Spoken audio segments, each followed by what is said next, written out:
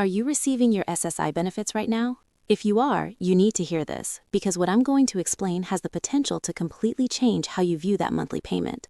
Most folks don't realize this, but SSI recipients would actually need about a 31% increase just to reach the federal poverty line. Not to live comfortably, not to get ahead, just to reach the minimum income the government defines as poverty. And the truth is, more than 7 million Americans on SSI are living far below that line every single month. Stay with me, because once you see the numbers and what's coming in January 2026, everything will make a lot more sense. My name is Tony, and I have been in this field for years, working with seniors, disabled adults, and low-income Americans on SSI. I see how frustrating it could get, as well as confusing. I'm not here to sugarcoat anything.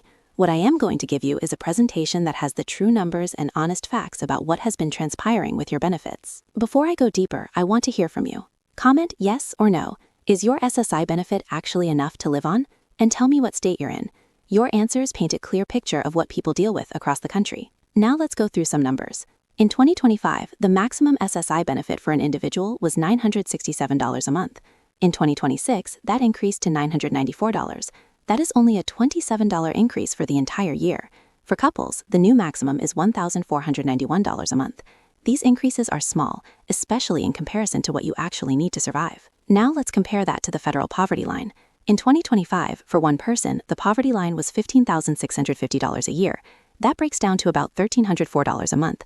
Meanwhile, SSI's new benefit in 2026 is $994. That is a $310 gap every month. That works out that SSI is about 31% below the poverty line. And here's where it gets concerning for everyone. The new poverty line will come out in mid-January of 2026. That is expected to increase by about 4%.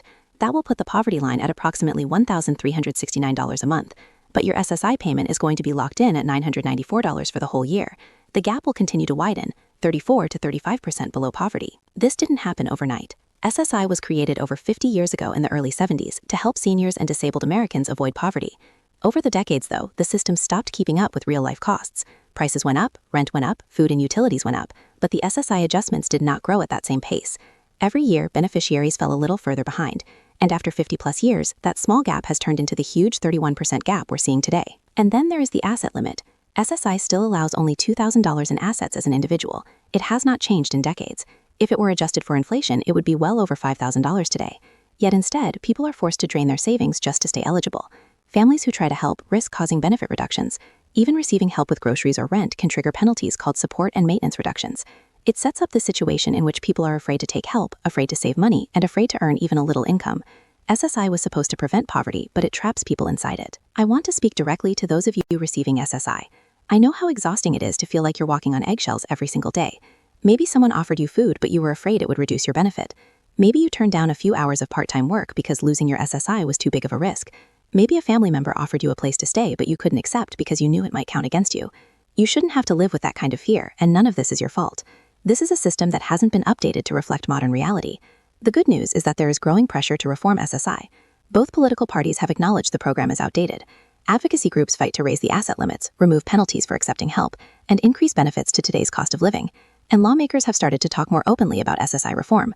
The more people understand these numbers, the more pressure there is to fix the system. So here's what you should do right now. First, know exactly how much your benefit amount is, and track your expenses. Second, if you're close to that $2,000 asset limit, be very, very careful.